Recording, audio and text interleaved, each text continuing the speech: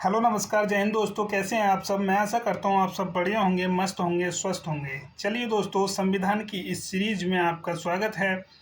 आज दोस्तों संविधान का भाग 5 पढ़ने वाले हैं। 4 तक हम पढ़ चुके हैं। चलिए दोस्तों, संविधान का भाग 5, संविधान का भाग 5 जिसमें है संघ, और संघ में हम पढ़ने वाले हैं दोस्तों भारत का राष्ट्रपति। ठीक है दोस्तों, भाग 5 में अनुच्छेद 52 से अनुच्छेद 151 तक दिए हैं दोस्तों। आगे चलते हैं और ये राष्ट्रपति के सारे अनुच्छेदों के बारे में जानते हैं। ठीक है मेरे साथी, चलिए दोस्तों ये राष्ट्रपति के सभी अनुच्छेद याद करने की ट्रिक है। इसको आप याद कर लीजिए, जिससे आपको सारे अनुच्छेद याद हो जाएंगे। दोस्तों ये है पकानी कोका दुयो दशम, पकानी कोका दुयो दशम, पकानी कोका दुयो दशम। 3 से 4 बार बोलेंगे आप, आपको याद हो जाएगा। ठीक है मेरे साथी, चलिए अब देखते हैं क्या क्या अनुच्छेद हैं। अनुच्छेद 52 जिसमें पद के बारे में कहा गया है। अनुच्छेद 53 कार्यपालिका के बारे में कहा गया है।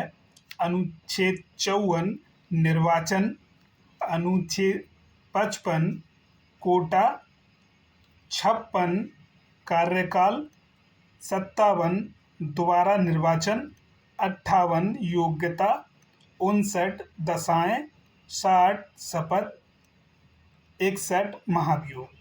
ठीक है मेरे साथी, ये आपको ट्रिक याद होगी तो ये आपको क्रम से याद हो जाएंगे।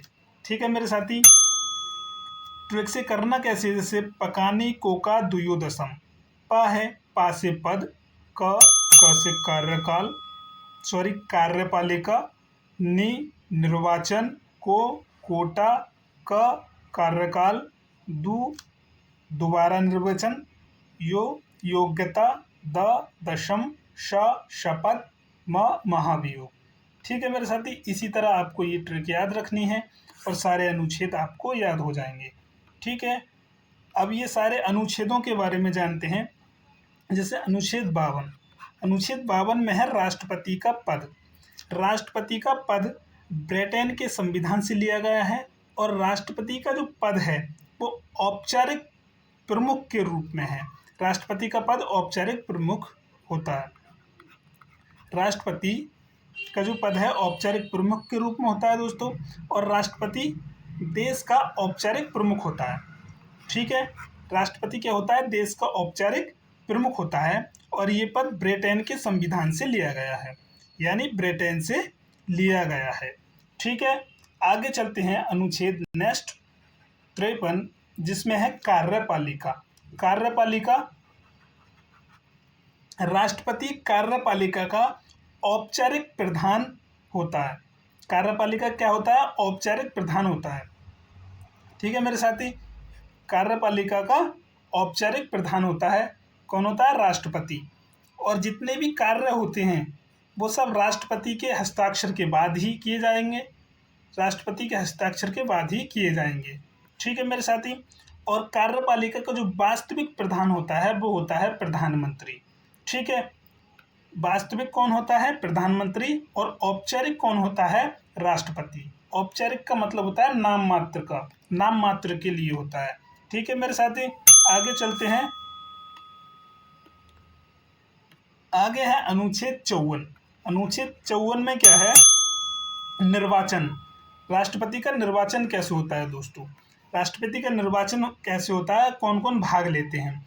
राष्ट्रपति के निर्वाचन में लोकसभा के निर्वाचित सदस्य, राज्यसभा, लोकसभा के निर्वाचित सदस्य, राज्यसभा के निर्वाचित सदस्य, और सभी राज्यों की विधानसभा, और दिल्ली और पुदुचेरी के विधानसभा के सदस्य। ठीक है मेरे साथी, क्या बताया मैंने, लोकसभा के, राज्यसभा के, सभी राज्यों की विधानसभा, दिल्ली और पुदुचेरी के निर्वाचित सदस्य। ठीक है मेरे साथी, और भाग कौन नहीं ले सकता है, सभी मनोनीत सदस्य। मनोनीत सदस्य कौन, जो एंग्लो इंडियन दोस्तों, जैसे कि राज्यसभा में 12 एंग्लो इंडियन मनोनीत किए जाते हैं और लोकसभा में 2 एंग्लो इंडियन मनोनीत किए जाते हैं। राज्यसभा में कितने दोस्तों? 12। जैसे राज्यसभा में 12 किए जाते हैं और लोकसभा में 2 किए जाते हैं। ठीक है मेरे साथी। अगर मुख्यमंत्री विधान परिषद का सदस्य है तो वो राष्ट्रपति के निर्वाचन में भाग नहीं लेगा, मतलब राष्ट्रपति के चुनाव में भाग नहीं लेगा। राष्ट्रपति का चुनाव होता कैसे है दोस्तों? एकल संक्रमणीय अनुपातिक पद्धति द्वारा अप्रत्यक्ष रूप से गुप्त मतदान होता है। क्या होता है दोस्तों? एकल संक्रमणीय अनुपातिक पद्धति द्वारा अप्रत्यक्ष रूप से गुप्त मतदान होता है। अप्रत्यक्ष मतलब इनके निर्वाचन में दोस्तों जनता डायरेक्टली वोट नहीं डालती है, जनता के द्वारा चुने हुए प्रतिनिधि वोट डालते हैं। ठीक है मेरे साथी, इसका मतलब है अप्रत्यक्ष रूप से होता है और गुप्त मतदान होता है। ठीक है मेरे साथी। अब एकल संक्रमणिक क्या होता है? एकल संक्रमणिक होता है सबसे कम मत पाए उम्मीदवार के वोट को लेकर अधिक वोट पाए उम्मीदवार के वोट में जोड़ दिया जाता है। ठीक है मेरे साथी, आगे चलते हैं।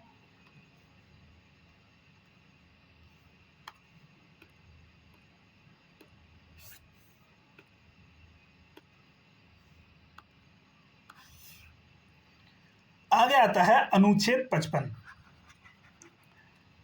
इसमें क्या है? कोटा दोस्तों, निर्वाचन का तरीका और कोटा। दोस्तों ये है एमएलए के वोट, एक एमएलए का वोट निकालने का सूत्र और एक एमपी के वोट निकालने का सूत्र। ठीक है, ये है सभी राज्य की जनसंख्या, राज्य की टोटल जनसंख्या बटे कुल एमएलए। राज्य की टोटल जनसंख्या ऊपर लिखेंगे, बटे में जितने एमएलए हैं टोटल एमएलए, और 1/1000 से गुणा करेंगे दोस्तों, तो एक एमएलए के वोट की संख्या आ जाएगी कि कितनी संख्याओं के बराबर एक एमएलए का वोट है। इसी तरह दोस्तों एमपी का दे रखा है कुल एमएलए का वोट बटे कुल निर्वाचित एमपी। ठीक है मेरे साथी। जमानत राशि क्या होती है दोस्तों? राष्ट्रपति के चुनाव में जमानत राशि, जमानत राशि दोस्तों 15,000 रुपये होती है और ये आरबीआई के पास जमा की जाती है। किसके पास जमा की जाती है? आरबीआई के पास। अगर चुनाव में दोस्तों जो उम्मीदवार है उसे 1/6 भाग से कम मत मिलते हैं तो उसकी जो जमानत राशि है वो जब्त कर ली जाती है। क्या होता है दोस्तों? जब्त कर ली जाती है 1/6 मत से कम मिलने पर। ठीक है मेरे साथी, आगे चलते हैं। आगे देखिए, आगे आता है 56 और 57। 56 में है कार्यकाल। राष्ट्रपति का कार्यकाल जो होता है वो होता है 5 वर्ष का। राष्ट्रपति 5 वर्ष के लिए निर्वाचित होता है। अगर किसी कारण से पद खाली हो जाता है, मृत्यु से या त्याग पत्र से किसी भी कारण से खाली हो जाता है, तो नया जो राष्ट्रपति चुना जाएगा वो 5 वर्ष के लिए ही चुना जाएगा, ना कि बचे हुए समय के लिए। किसी भी राष्ट्रपति ने 3 वर्ष का कार्यकाल काट लिया और किसी कारण से पद खाली हो गया तो बचे हुए 2 साल के लिए वो दोस्तों नहीं आएगा, वो चुना जाएगा पूरे 5 वर्ष के लिए। ठीक है मेरे साथी। आगे क्या है? दोबारा निर्वाचन। दोबारा निर्वाचन, एक ही व्यक्ति कितनी भी बार निर्वाचित हो सकता है, एक ही व्यक्ति कितनी भी बार निर्वाचित हो सकता है, दोबारा निर्वाचन हो सकता है एक व्यक्ति का। ठीक है, उदाहरण के लिए है डॉक्टर राजेंद्र प्रसाद। डॉक्टर राजेंद्र प्रसाद का दोबारा निर्वाचन हुआ था। ठीक है मेरे साथी, आगे चलते हैं।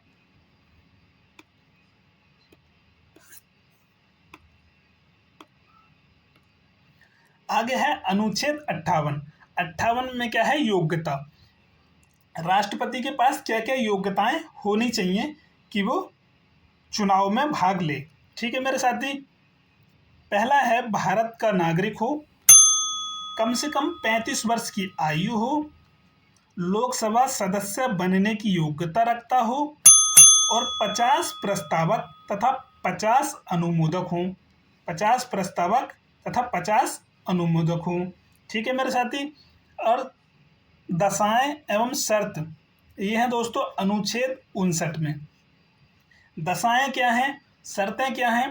पागल या दिवालिया ना हो, लाभ के पद पर ना हो, संसद या विधानमंडल का सदस्य ना हो, संसद या विधानमंडल का सदस्य ना हो।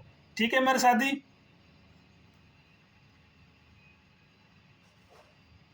अगर संसद या विधानमंडल का सदस्य है तो उसे निर्वाचित होने के लिए त्यागपत्र देना पड़ेगा। ठीक है मेरे साथी। अगर वो निर्वाचित हो गया है तो उसे त्यागपत्र देना पड़ेगा संसद या विधानमंडल का सदस्य से। ठीक है मेरे साथी। नेक्स्ट आता है अनुच्छेद 60। 60 में क्या है? शपथ। अनुच्छेद 60 में है शपथ। शपथ राष्ट्रपति को कौन दिलाता है? सर्वोच्च न्यायालय के मुख्य न्यायाधीश। सर्वोच्च न्यायालय के मुख्य न्यायाधीश। ठीक है मेरे साथी। नेक्स्ट आता है कि अगर सर्वोच्च न्यायालय का मुख्य न्यायाधीश अनुपस्थिति है तो सुप्रीम कोर्ट का वरिष्ठ न्यायाधीश शपथ दिला सकता है दोस्तों। ठीक है। सुप्रीम कोर्ट का मुख्य न्यायाधीश शपथ दिलाता है मुख्यतः। अगर अनुपस्थित है सुप्रीम कोर्ट का मुख्य न्यायाधीश तो वरिष्ठ न्यायाधीश शपथ दिला सकता है। ठीक है।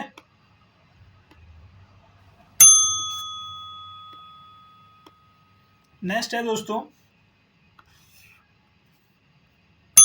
अनुच्छेद 61।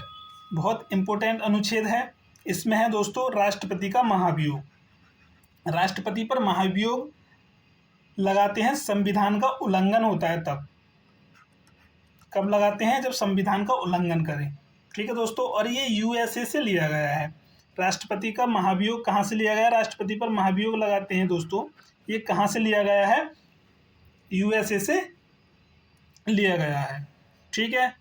इसमें क्या है दोस्तों, राष्ट्रपति पर महाभियोग किसी भी सदन से स्टार्ट हो सकता है, लोकसभा से और राज्यसभा से। किसी भी सदन से प्रारंभ हो सकता है और 1/4 भाग सदस्यों का अनुमोदन आवश्यक है। 1/4 किसी भी